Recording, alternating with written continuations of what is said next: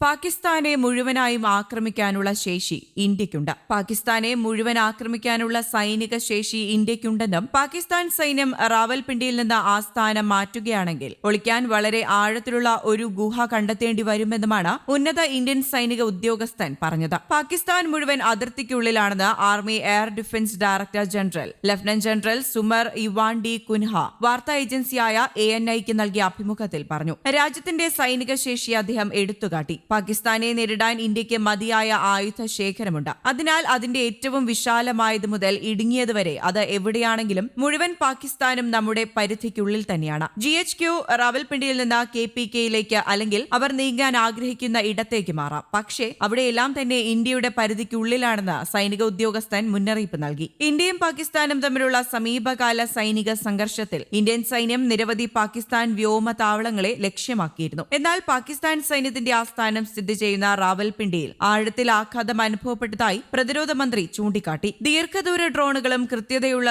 യുദ്ധ ഉപകരണങ്ങളും ഉൾപ്പെടെയുള്ള നൂതന തദ്ദേശീയ സാങ്കേതിക വിദ്യയുടെ ഉപയോഗമാണ് ഈ ഓപ്പറേഷന്റെ വിജയത്തിന് കാരണമായത്. 4 ദിവസത്തിനുള്ളിൽ പടിഞ്ഞാറൻ അതിർത്തിയിൽ പാകിസ്ഥാൻ ഏകദേശം 800 മുതൽ 1000 വരെ ഡ്രോണുകൾ വിക്ഷേപിച്ചതായും ആയുധങ്ങൾ വഹിക്കുന്ന എല്ലാ ഡ്രോണുകളും സൈന്യം, നാവികസേന, വ്യോമസേന എന്നിവയുടെ ഏകോപിത ശ്രമങ്ങളിലൂടെ വിജയകരമായി തടഞ്ഞു നശിപ്പിച്ചതായും ഡി കുൻഹ കൂട്ടിച്ചേർത്തു. അതേസമയം പാകിസ്ഥാനാണ് വെടിനിർത്തലിന് അപേക്ഷിച്ചതെന്ന നിലപാട് ആവർത്തിച്ചിരിക്കുകയാണ് വിദേശകാര്യ സെക്രട്ടറി വിക്രം മിശ്രി. അമേരിക്ക ഇടപെട്ടല്ല മധ്യസ്ഥതയെന്ന് വിദേശകാര്യ സെക്രട്ടറി വ്യക്തമാക്കി. പാർലമെന്ററി കമ്മിറ്റി യോഗത്തിലാണ് വിദേശകാര്യ സെക്രട്ടറി ഇക്കാര്യം പറഞ്ഞത്. അതേസമയം പാകിസ്ഥാനെ ആക്രമണ വിവരം അറിയിച്ചതിനാൽ ഇന്ത്യയുടെ യുദ്ധവിമാനങ്ങൾ നഷ്ടമായി എന്ന രാഹുൽ ഗാന്ധിയുടെ ആരോപണം തള്ളിയ വിദേശകാര്യ സെക്രട്ടറി ആദ്യഘട്ട ആക്രമണം കഴിഞ്ഞാണ് പാകിസ്ഥാനെ വിവരം അറിയിച്ചതെന്നും വ്യക്തമാക്കി. അതേസമയം വെടിനിർത്തലിൽ ഇന്ത്യയുടെ കർശന നിലപാടിന് വഴങ്ങുകയാണ് പാകിസ്ഥാൻ. ചർച്ച നടത്തി വെടിനിർത്തൽ നീട്ടാമെന്നും സിന്ധു നദീജല കരാറിൽ പുനഃപരിശോധന വേണം എന്നുമുള്ള പാക് നിർദ്ദേശം തള്ളുകയാണ് ഇന്ത്യ. ഇതോടെ വെള്ളിയാഴ്ച വെടിനിർത്തൽ ധാരണ അവസാനിക്കില്ലെന്നും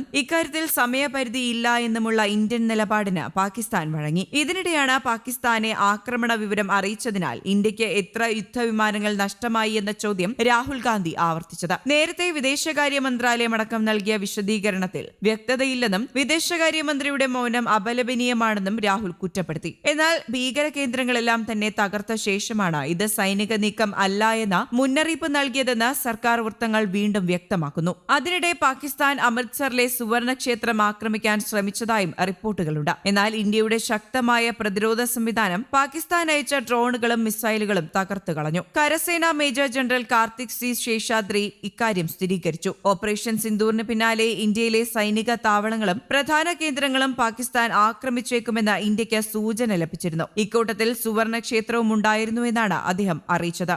ന്യൂസ് ഡെസ്ക് കേരള കൗമുദി.